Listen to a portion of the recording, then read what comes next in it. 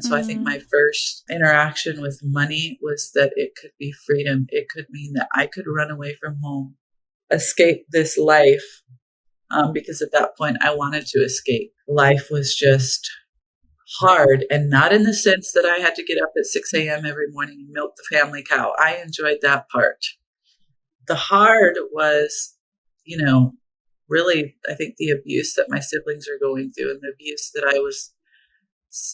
I wasn't aware nearly to the extent that my mom was being abused, but just the abuse that was constantly present, constantly there, constantly feeling like you can't say anything, you could cut the air with a knife. The tension is so thick, but it would come and go. There would be times where it would be worse and times where it would be better. And then there was the sexual abuse that I just only encountered with mostly people outside the family. So it was more my younger siblings that were being abused by other siblings. But all of that, I wanted out. I think there was just a sense of me just wanting out. One time I met the neighbor next door. She was having a yard sale. And I mean, when I say next door, I mean probably at least a half a mile to a mile away, because we lived on a large property of like 20 acres. Wow. And there was acreage around us. We lived in this farming community in Michigan at the time. But I met this lady, and I remember her name was Colleen.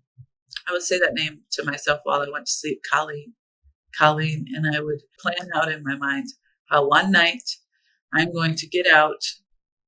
I'm going to take some of the money, some of Grandmommy's money, and I'm going to find my way to Colleen's house, and I'm going to knock on the door, and I'm going to say, Colleen, can you help me get a bus ticket? It wouldn't be enough to go to her house and stay there, because my dad would find me. Hello. Yeah. But I would need to have her help me get away. And I met her one time, but Colleen had such a sweet smile on her face that I knew that she would help me. And it makes me emotional to think that I had this whole imaginary relationship with this stranger in my mind, that how somebody was going to help.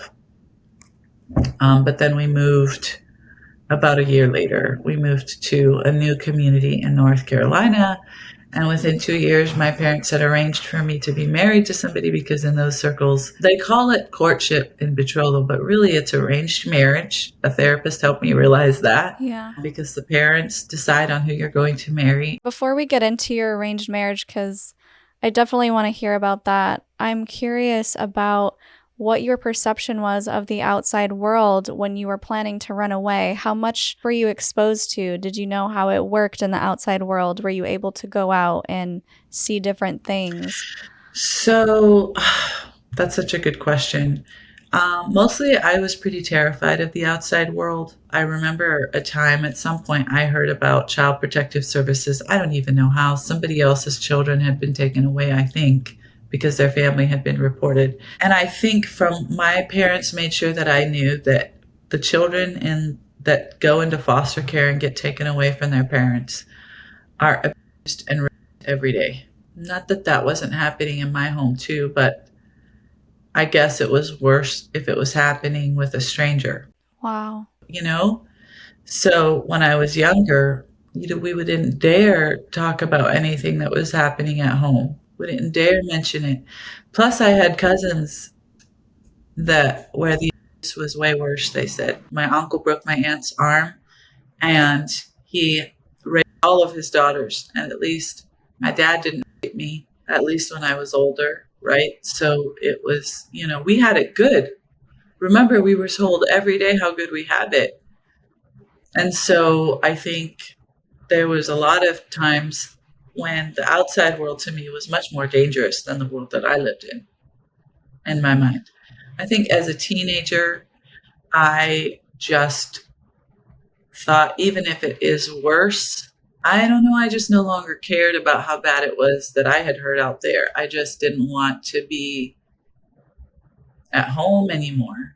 Yeah. And I thought, now that I was older, I could fend for myself. And I could get a job somewhere and I could pay my bills. I had no idea that you can't actually live on your own until you're 18. I just thought by the time I was 16, I thought I could get a job somewhere. Again, it was I felt like once I realized that money gets you things and money became this symbol of freedom, I thought if I could have some money, I could do anything and I could make the life maybe that I wanted. I'm not sure what all was going in my mind when I was younger. But yeah, my view of the outside world was that it was dangerous. Even though when I was young, it's ironic to think of that now because even I just had this random memory of having a sleepover with my cousins. Probably for the hour or two before we fell asleep, I really had to pee. But the outhouse was outside, and normally we would have like a little pot in the bedroom or whatever, but there just wasn't one there. And my uncle, I could hear the adults awake talking, people, they were visiting each other. And because I did not want to walk past my uncle, who was a man, because how you walked could entice a man to you the wrong way, I did not want to walk past my uncle in my nightie to go outside to the bathroom. So I laid there and forced myself to keep my pee in, and I thought I could hold it all night. But of course, I wet the bed, and I was probably 9 at the time, and it was so embarrassing. But that was something that would just, it wasn't an option to go to the bathroom because I would have to walk past my uncle. It's just staggering the level of abuse that's going on in these communities where something so basic as using the restroom is not safe. And it's just really eye-opening when you tell stories like that to recognize just how something so simple, a basic part of life, can be weaponized against you as a child. And I'm trying to figure out, I've been talking to other former Amish, and it seems like everybody knows this abuse is going on. You knew about your cousins, they probably knew about you and your siblings, but nobody says anything and everyone just allows it to continue. In your opinion, why do you think that is? Well, I mean, I've asked myself, because why didn't I stop my siblings' abuse? So my cousins and I would know things, but we were, children, we're very young. It's just the way it is. Like that was a German phrase, that it's just the way it is. It's just the way we do things. My mom,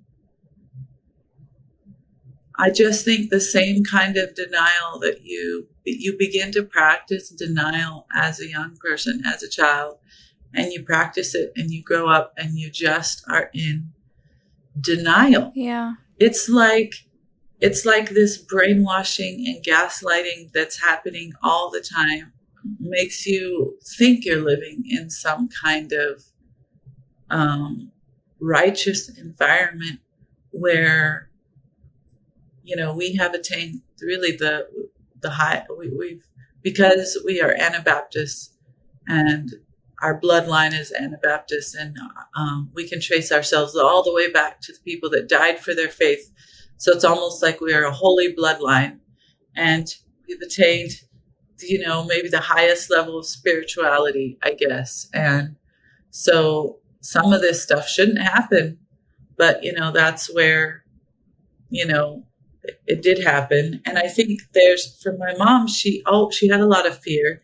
There's this verse in the Bible, I think somewhere, that talks about a sin, that most sin is not unto death, but there is a sin that is unto death. And because it doesn't say what that sin is, you live in fear of perhaps committing the sin that is unto death, which would mean you're damned for eternity. All of that fear just keeps you silent because you don't want to commit a sin. You don't, even though there's sin being committed,